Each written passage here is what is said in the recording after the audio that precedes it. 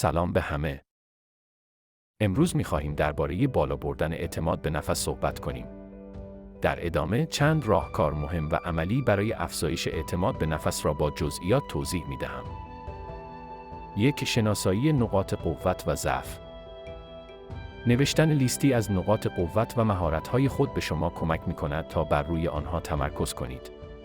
همچنین شناسایی نقاط ضعفی که می‌خواهید بهبود دهید، می‌تواند شما را در مسیر رشد هدایت کند. 2. تنظیم هدف‌های کوچک و قابل دستیابی. هدف‌های کوچک و قابل دستیابی تعیین کنید و به تدریج به سمت هدف‌های بزرگتر بروید. هر بار که یک هدف کوچک را محقق می‌کنید، احساس موفقیت و اعتماد به نفس شما افزایش می‌یابد. 3. توسعه مهارت‌ها. با یادگیری مهارت‌های جدید، مانند زبان‌های خارجی، نوازندگی یا مهارت‌های حرفه‌ای، می‌توانید اعتماد به نفس خود را افزایش دهید. توانایی انجام کارهای جدید باعث احساس توانمندی و موفقیت می‌شود. 4. مراقبت از خود. ورزش منظم، تغذیه سالم و خواب کافی بهبود وضعیت روحی و جسمی شما کمک می‌کنند. احساس خوب نسبت به خود به طور طبیعی به افزایش اعتماد به نفس می‌انجامد. 5. تفکر مثبت. به جای تمرکز بر افکار منفی، سعی کنید افکار مثبت را در خود تقویت کنید. از جملات تأکیدی مثبت استفاده کنید و خود را تشویق کنید. 6. مواجهه با ترس‌ها.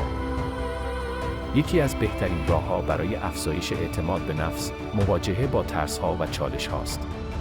با روبرو شدن با موقعیت‌هایی که شما را می‌ترسانند، می‌توانید احساس قدرت و اعتماد به نفس بیشتری پیدا کنید. 7. محیط مثبت. به دور از افرادی باشید که شما را دلسرد می‌کنند. دوستان و خانواده‌ای که شما را حمایت می‌کنند، می‌توانند به شما کمک کنند تا احساس اعتماد به نفس بیشتری داشته باشید. 8. تمرین و تجربه.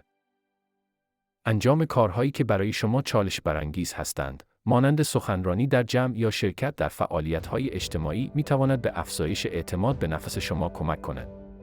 هرچه بیشتر تجربه کسب کنید، احساس راحتی و اعتماد به نفس شما بیشتر خواهد شد. 9. یادگیری از شکست‌ها. به جای ناامیدی از شکست‌ها، آنها را به عنوان فرصت‌هایی برای یادگیری ببینید. تحلیل کنید که چه چیزی باعث شکست شده و چگونه می‌توانید در آینده بهتر عمل کنید. 10. مراجعه به مشاور.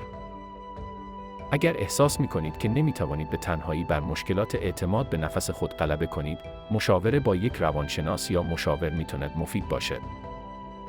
با اجرای این روش‌ها و تمرین مداوم، می‌توانید اعتماد به نفس خود را به تدریج افزایش دهید و به فردی با اعتماد به نفس بالا تبدیل شوید.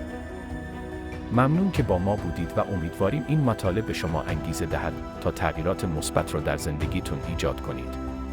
اگر ویدیوهای من رو دوست دارید، لطفاً این کانال را سابسکرایب کنید تا از جدیدترین ویدیوها با خبر بشید.